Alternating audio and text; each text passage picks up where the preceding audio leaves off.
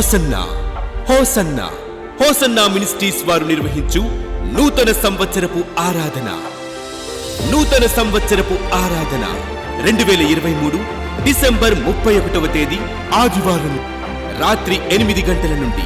స్థలం hosanna Mandir, Chintalakatta road, Yanamalakuduru, Vijayawada. ఈ నూతన సంవత్సరపు ఆరాధన యందు దైవజనులు పాస్టర్ రమేష్ గారు వాక్య పరిచర్య చేసి నూతన గీతం ఆలపించెదరు. ఆయన సన్నిధి నీకు తోడుగా రావాలి, నీతో ఉండాలి అని అనుకుంటే నీ హృదయాన్ని నీళ్ల వలె కుమ్మరించుకొని, నీ హృదయాన్ని పగలగొట్టి ఆయన సన్నిధిలో అవిధేయుడు అని ఒప్పుకొని కనికరాన్ని పొందుతావో, ఆనాడు నీతో కూడా ఆయన సన్నిధి నడుస్తుంది. ఆయన సన్నిధి నీతో ఉంటుంది. నువ్వు వెళ్ళు మార్గం అంతటిలో నువ్వు ఎక్కడ ఆలస్య సొలిసి సొక్కి సొమ్మసెల్లిపోకుండా ఆయన సన్నిధి నీకు విజయాన్ని ఇస్తుంది. నూతన గీతం పాడుకుంటూ నూతన వాగ్దానం పొందుకొని నూతన సంవత్సరంలో ప్రవేశించుదాం. రండి, ఆశతో రండి, ఆత్మీయ మేలును పొందండి. వివరాలకు సంప్రదించండి. హోసన్నా మందిర్, చింతలకట్ట రోడ్, యనమలకుదురు, విజయవాడ.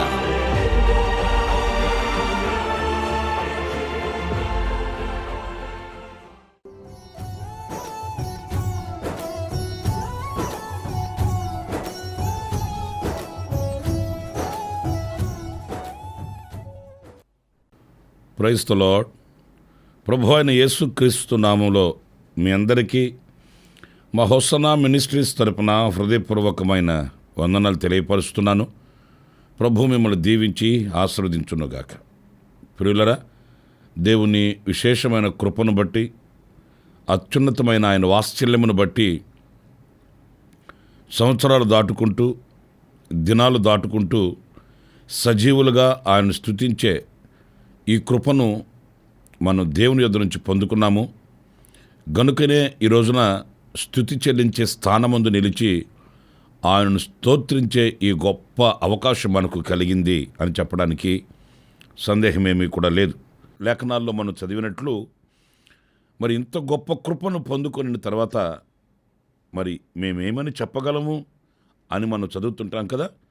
ఆ రీతిగానే మరి భీకరమైనటువంటి పరిస్థితులను, విపత్తులను దాటుకుంటూ సజీవులుగా ఈ రోజున ప్రభు కొరకు సాక్షిగా ఉండేటట్లు కృప చూపిన తండ్రి మహిమపరచబడునుగాక. మంచిది. లేఖనాలలో మన ప్రభుని గురించి మనం పరిశీలించినప్పుడు ఎలాంటి గొప్ప కార్యములు చేయగలిగిన వాడు అనంటే అనేక వాక్య ఆధారాలు, అనేక విషయాల్ని మనకు ప్రత్యక్షపరుస్తాయి. అందులో ఒకటి నేను మీకు జ్ఞాపకం చేయాలి. కీర్తనల గ్రంథం 119:18 చరణాన్ని నేను చదువుతున్నాను. నేను నీ ధర్మశాస్త్రమునందు ఆశ్చర్యమైన సంగతులను చూచున్నట్లు నా కనులు తెరువుము. ఇక్కడ మనకు ప్రభు ఏ రీతిగా కనిపిస్తాడు అనంటే ఆయన తెరవ చేయు దేవునిగా మనకు ప్రత్యక్షమవుతాడు. ఎందుకంటే మూయబడిన వాటిల్ని తెరవడానికి మానవునికి అన్నిటి మీద అధికారం లేదు. మానవుని శక్తి సంకుచితమైనది, మనకున్నటువంటి పరాక్రమము సంకుచితమైనది, మనకున్న శక్తి సామర్థ్యతలు అల్పమైనవి. అయితే దేవుని శక్తి అలాంటిది కాదు. దేనినైనా తెరవజేయగలిగిన శక్తి, సామర్థ్యత దేవుని దగ్గర ఉంది. ఎందుకంటే ఆయన సృష్టికర్త అయిన ప్రభువు, ఆయన నిర్మాణకుడైన ప్రభువు గనుక. అందుకే ఈ కీర్తనాకారుడు నా కనులు తెరువుము అని ప్రభువుని అడుగుతున్నాడు. ఎందుకంటే ఈ కార్యం ఎవరి వలన జరిగేది కాదు. బాహ్యంగా ఒకవేళ శరీరానికి ఏదైనా దెబ్బ తగిలినప్పుడు, గాయం తగిలినప్పుడు ఏదైనా ప్రథమ చికిత్స చేయగలిగిన వ్యక్తులు కనిపిస్తారు. కానీ అంతరంగికంగా జరిగే మార్పును మాత్రం ఎవరు కూడా ఏమి చేయలేరు. అది దేవుని మూలముగానే జరగాలి. అందుకే నేను నీ ఆశ్చర్యమైన సంగతులు చూడాలి నాయన, నా కనులు తెరువుము. ఎందుకంటే నీవే తెరవగలిగిన దేవుడువు అనేది ఈ భక్తుని యొక్క నిరీక్షణ. మన బ్రతుకుల్లో కూడాను ఆయన మనకు దృష్టిని ప్రసాదించే దేవుడు. దృష్టి అంటే బాహ్యంగా మనం చూసే దృష్టి కాదండి. సత్యవాక్యమునందలి ఆశ్చర్యమైన సంగతులను, నిగూఢమైన విషయాలను, మర్మగర్భితమైన విషయాలను, దైవ సంకల్పానుసారమైన విషయాలని గ్రహించగలిగినటువంటి ఆ మంచి దృష్టి మనకున్నప్పుడు ఆ దైవ కార్యాలని మనం గుర్తించగలుగుతాము, దైవ కార్యాలు మనం చూడగలుగుతాము, అందులో నిక్షిప్తమై ఉన్న దైవ చిత్తాన్ని మనం తెలుసుకోగలుగుతాము. తత్ఫలితంగా ప్రభుకి కృతజ్ఞులమై బ్రతకగలుగుతాము. ఒకసారి దైవజనుడైన ఎలీషా పర్వతం మీద ఉన్నప్పుడు ఈ ఎలీషా పనివాడు ఆ పర్వతం మీద అలా చూస్తున్నాడు. అంతలో సిరియా సైన్యం మోహరించి ఉంది. ఆయన భయపడిపోయాడు. ఇక అయిపోయింది, ఈ సిరియనులు మనల్ని ప్రాణాలతో వదిలిపెట్టరు, ఈ రోజుతో మన యొక్క చరిత్ర సమాప్తం అవుతుంది అని కలవరపడిపోయాడు. కానీ చరిత్రలో మనం చదివినప్పుడు అతని హృదయంలో ఉన్న కలవరం దైవజనుడైన ఎలీషాలో లేదండి. ఆయన నిమ్మళంగానే ఉన్నాడు. ఆ వార్త తెలిసినప్పటికీ కూడా, ఆ సిరియా సైన్యాన్ని చూస్తున్నప్పటికీ కూడా ఆయన నిమ్మళంగానే నిలిచే ఉన్నాడు, నిలకడగానే ఉన్నాడు. కానీ ఈ కలవరపడుతున్న ఆ పనివాణిని చూచి ఆయన చేసిన ప్రార్థన వింతైన ప్రార్థన. అప్పుడు ఆయన ఏమని ప్రార్థన చేశాడు చూడండి. రాజుల 2వ గ్రంథం 6వ అధ్యాయం 17వ వాక్యం. యెహోవా, వీడు చూచున్నట్లు దయచేసి వీని కండ్లను తెరువమని ఎలీషా ప్రార్థన చేయగా యెహోవా ఆ పనివాని కండ్లను తెరవజేసెను. గనుక వాడు ఎలీషా చుట్టూను పర్వతము అగ్ని గుర్రముల చేత రథముల చేతను నిండియుండుట చూచెను. చూసారండి, ఆ మూయబడి ఉన్న అతని కనులు, అంటే అదృశ్యమైన వాటిలో చూడగలిగిన ఆ దృష్టి, అతడు బాహ్యంగా కనబడే ఆ సిరియా సైన్యాన్ని చూస్తున్నాడే కానీ అదృశ్యంగా దేవుడు వారి చుట్టూ ఉంచిన ఆ దైవ కాపుదలని చూడలేకపోయాడు. అందుకే దైవజనుడు, అదిగో నాకు కనిపిస్తుంది, నీకు కనిపించట్లేదా, ఎందుకు కనిపించలేదు, ఎందుకు భయపడతాను, ఈ ఆనవాళ్ళు ఏమీ మాట్లాడలేదండి. ఆయనకు అర్థమైపోయింది ఇతను ఇంత కలవరపడుతున్నాడంటే ఇతను చూడవలసిన ఆ దైవ కార్యాలను చూడట్లేదు. ఇతను ఇంత ప్రాణభయము కలిగి అల్లాడిపోతున్నాడంటే ఇతని చుట్టూ ఉన్న దైవ కార్యాన్ని చూచే నేత్రాలు మూయబడిపోయి ఉన్నాయి ఇతనికి అనని ప్రార్థన చేశాడు. దేవుడు అతని కనులు తెరిచాడు. అతడు చూడసాగాడు, ధైర్యం పొందుకున్నాడు. నిజమే ప్రియులారా, ఆ నేత్రములు మూయబడి దైవ కార్యములను చూడలేని అభాగ్యులుగా మనం ఉన్నంత వరకు మనకు ఒక వింత కలవరమే కలుగుతుందండి. ఏం జరుగుతుందో, ఏమవుతుందో, నేనేమవుతానో, నా కుటుంబం ఏమైపోద్దో, నా పిల్లలు ఏమైపోతారో, నా కుటుంబం విచ్ఛిన్నమైపోతుందేమో, ఇలాంటి కలవరాలు మనల్ని వేధిస్తూ ఉంటాయండి. ఎప్పుడైతే ఆ దైవ కార్యాలను చూడగలిగిన ఆ దృష్టి మనకు ఉంటుందో ఆనాడు మనం దేవునిగా విశ్వసించగలుగుతాము. దైవ కార్యాలలో ఉన్న ఆ యొక్క మహత్యాన్ని గుర్తించగలుగుతాము. మనం ధైర్యంతో ముందుకు సాగి వెళ్ళగలుగుతామండి. ఈరోజు అనేకులు చూడండి, ఏదో తెలియని కలవరం ప్రార్థన చేయించుకోవడానికి వస్తుంటారు కొంతమంది. వాళ్ళకేం తక్కువేమి కాదు, చేతి నిండా డబ్బు ఉంటుంది, ఇంటి నిండా జనం ఉంటారు, ఆస్తులు అంతస్తులు అన్నీ ఉన్నాయి. కానీ కొంతమంది చెప్పేది ఏంటంటే, ఏదో తెలియని భయం నన్ను వెంబడిస్తుందండి, ఏదో ఒక కలవరం నన్ను వెంటాడుతుందండి, నాకు ఆ ప్రశాంతత ఉండట్లేదండి అని కన్నులు పెట్టే వాళ్ళని చాలామందిని నేను చూశానండి. ఎందుకు ఈ కలవరం అంటే, ఏదో మనసులో ఒక ఆవేదన వాళ్ళని ఏలుబడి చేస్తుంది.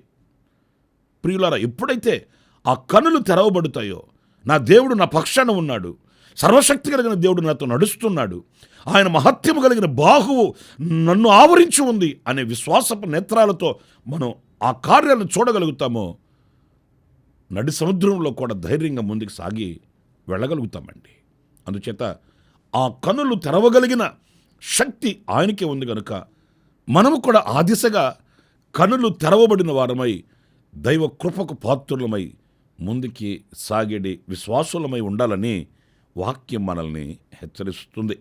మరొక మాట కూడా చెప్పనా, యేసు ప్రభుని సిలువ వేసి చంపారు, శిష్యులంతా చెదిరిపోయారు. అంతలో 2 వ్యక్తులు ఎమ్మాయి మార్గంలో వెళుతున్నారు.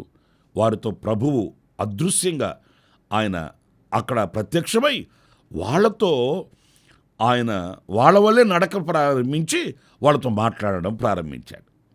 వాళ్ళకి ఈయన ఎవరు అనేది ప్రశ్న రాలేదండి. ఎందుకంటే ఒక సాటి సహోదరుడులాగా వాళ్ళతో కలిసిపోయాడు. యెరూషలేములో జరుగుతున్న కార్యాల గురించి వివరంగా అడిగి తెలుసుకుంటున్నాడు. సరే, యాత్ర సాగింది, వాళ్ళ ఊరు వచ్చింది, వాళ్ళు వెళుతున్నారు. యేసు ప్రభు మాత్రం ఇంకా దూరం వెళ్ళవలసిన వ్యక్తిలా వెళ్ళిపోతుంటే వాళ్ళే పిలిచారు. ఏమయ్యా బాటసారి, ఈ రాత్రికి మాతో ఉండొచ్చు కదా, పొద్దుపోయింది, ఎక్కడికి వెళుతావేంటి, మాతో ఉండండి రాత్రి అని వాళ్ళు ఆహ్వానిస్తే వెళ్ళి వాళ్ళతో కూర్చున్నాడు. మనం పరిశుద్ధ గ్రంథంలో చదువుతాం కదా, వాళ్ళు రొట్టె ఒట్టిస్తే ఆ రొట్టె విరిచి మరలా వాళ్ళకే ఇచ్చాడు ఆయన. ఎందుకు ఇచ్చాడంటే ఆయనను ఆయనగా చూసే నేత్రాలు మూయబడిపోయి ఉన్నాయి వాళ్ళకి.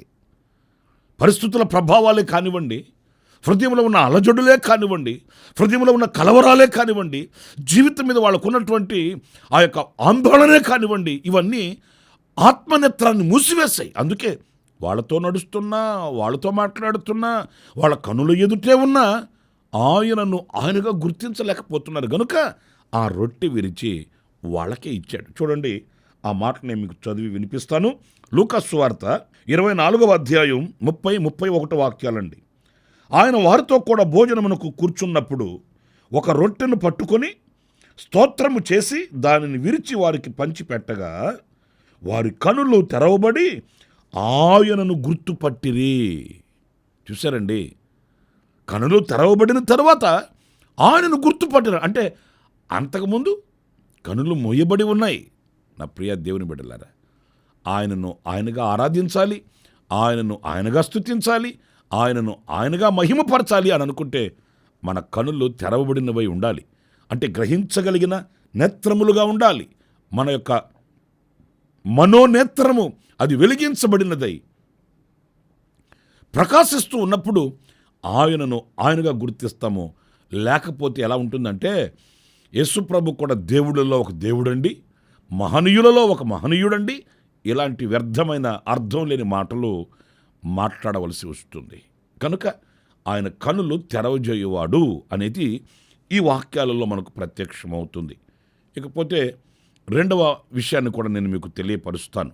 అదేంటంటే లూకా సువార్త 24వ అధ్యాయం 45వ వాక్యంలో మనం చదివినప్పుడు, అప్పుడు వారు లేఖనములు గ్రహించున్నట్లుగా ఆయన వారి మనస్సును తెరచి. చూసారండి, కనులు తెరవడం మాత్రమే కాదట, ఆయన మనస్సును తెరిచే దేవుడు అంటండి. దేవుని పరిశుద్ధ నామానికి మహిమ కలుగునుగాక. నా ప్రియ సహోదరి సహోదరుడా, నీ మనసు ఎంత సంకుచితమై ఉన్నది, నీ మనసు ఎంత మూయబడి ఉన్నది, ఒక్కసారి ఈ వాక్యపు వెలుగులో సరిచూసుకుంటే నీ మనస్సుని మార్చగలిగిన, నీ మనస్సుని విశాలపరచగలిగిన, నీ మనస్సుని తెరవగలిగిన శక్తి గల దేవుడు ఒకే ఒక్కడు. ఆయన పేరే నజరేయుడైన యేసు. ఒకవేళ నీకు హితబోధ చేసేవాళ్ళు ఉండవచ్చు. బోధ చేసినంత మాత్రాన బోధపడుతుందా? మాటలు విన్నంత మాత్రాన మారు మనస్సు కలుగుతుందా? నీ మనస్సును తెరవగలిగిన శక్తి, నీ హృదయాన్ని మార్చగలిగిన, మార్పులోనికి తీసుకొని రాగలిగిన సామర్థ్యత ప్రపంచంలో ఎవరికి లేదు. చూడండి, దోషిగా ఎంచి 7 సంవత్సరాలు, 14 సంవత్సరాలు, 8 సంవత్సరాలు అలాగా శిక్ష విధించి జైల్లో వేస్తారు. ఆ జైల్లో నుంచి మరలా శిక్షను ముగించుకొని రాగానే నీతిమంతుడై, పరిశుద్ధుడై, ప్రవర్తన మార్చుకునేమని కనిపిస్తాడా?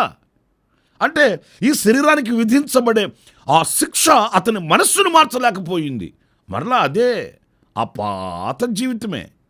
కానీ ప్రభువులో అలా కాదు.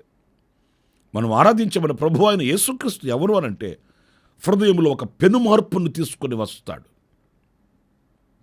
ఆయన కలిగించే ఆ మార్పులో గతానికి ఇప్పటికీ ఆ వ్యత్యాసం కట్టొచ్చినట్లుగా కనబడుతుంది. ఎందుకంటే ఆ మనస్సుని తెరవగలిగిన శక్తి ఆయనకు ఉంది. వివేచించగలుగుతాం. ఏంటి ఈ బ్రతుకు ఎందుకు బ్రతకాలి, ఇది కదా శ్రేష్టమైంది, మరి ఈ అల్పమైన వాటి కొరకు ఎందుకు పరుగులు తీస్తున్నాను, ఇది కదా శాశ్వతమైన రాజ్యం. ఈ అశాశ్వతమైన దేశంలో రాజ్యంలో నేను ఎందుకు ప్రయాసపడుతున్నాను? ఇవి నాకు హానికరము కదా, వీటిని ఎందుకు సంపాదించుకుంటున్నాను? మనసు తెరవబడిన వ్యక్తి ఆలోచిస్తాడు. ఆ ఆలోచించిన వ్యక్తిలో మార్పు కలుగుతుంది.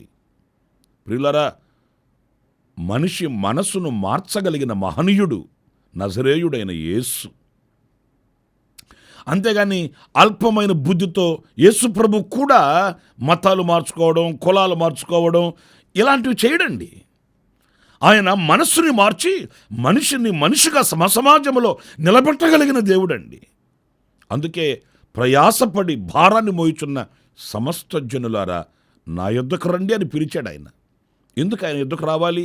మతం మార్చుకోవడానికి కాదు, నేను ఫలానా మతము అని ముద్ర వేయించుకోవడానికి కాదు. సమస్త జనులారా అని సమస్తమైన జనులను ఎందుకు పిలిచాడు అని అంటే, వాళ్ళకి మనసులో మార్పును కలిగించి మనిషిని మనిషిగా సమసమాజంలో విలువ కలిగిన వ్యక్తిగా వారిని నిలబెట్టడానికి ఆయన ఘనమైన ఆహ్వానాన్ని ఇచ్చాడు. ఈ రోజున ఒకవేళ ఎన్ని చేసినా ఎంత చేసినా మార్పు చెందని మనసుగా నీ మనసు ఉందా? అయితే ప్రభుని వేడుకో. ఆయన నీ హృదయంలో మార్పును తీసుకుని వస్తాడు. నీ హృదయాన్ని తెరుస్తాడు, నీ మనస్సుని తెరుస్తాడు, వివేకాన్ని ప్రసాదిస్తాడు, జ్ఞానోదయాన్ని కలిగిస్తాడు, నిన్ను నీకు తేట తెల్లగా చూయిస్తాడు, నీలో ఒక మార్పుని తెప్పిస్తాడు, నేను సాక్షిగా నిలబెడతాడు. మరి ఈరోజు నీ హృదయాన్ని దేవునికి అప్పగించి చూడు, నీ మనస్సును దేవునికి అప్పగించి చూడు. సంకుచితమైన నీ హృదయంలో ఆయన విశాలతను కలిగించే దేవుడు అనేది ఈ వాక్యంలో మనం గమనిస్తాం. ఆఖరిగా మరొక మాట ప్రకటన గ్రంథంలో మనం చదువుతుంటాము.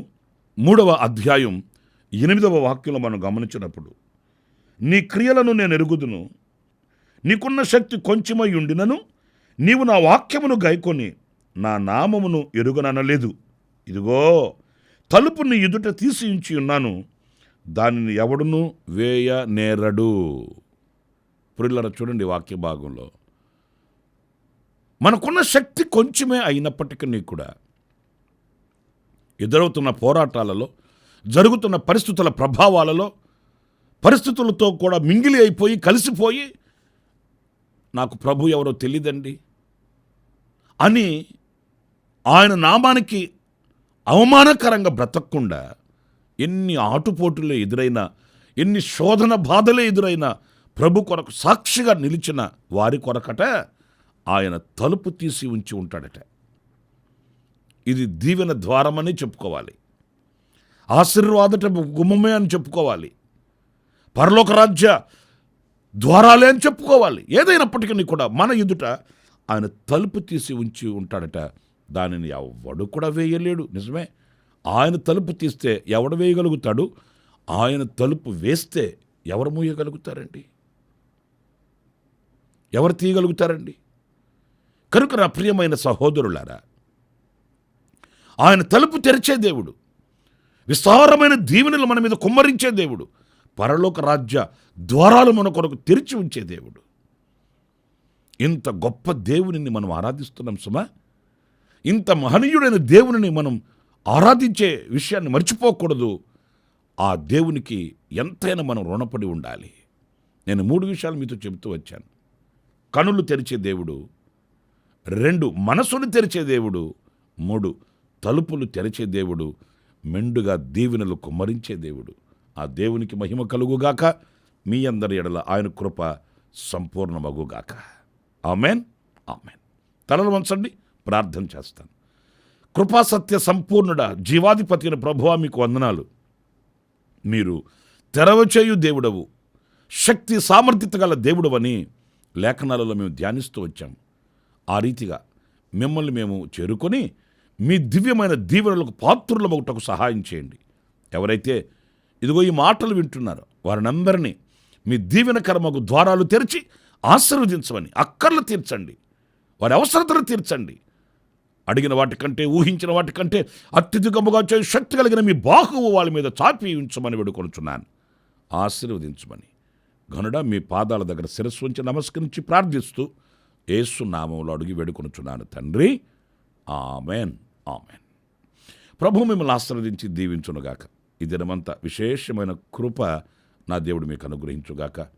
ఈ దినం పుట్టినరోజు శుభవేడుకలు జరుపుకుంటున్న మీ అందరికీ నా దేవుని ఆశీస్సులు మెండుగా కలుగుగాక.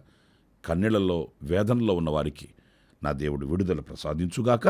ఆమేన్. ప్రతి దినము ఈ అనుదిన కృపాను సందేశాల కొరకు ఇంకా మరిన్ని ఆత్మ సంబంధమైన సందేశాల కొరకు ఈ మా యూట్యూబ్ ఛానల్ ని సబ్స్క్రైబ్ చేసుకోండి. Pastor Ramesh hosanna ministries.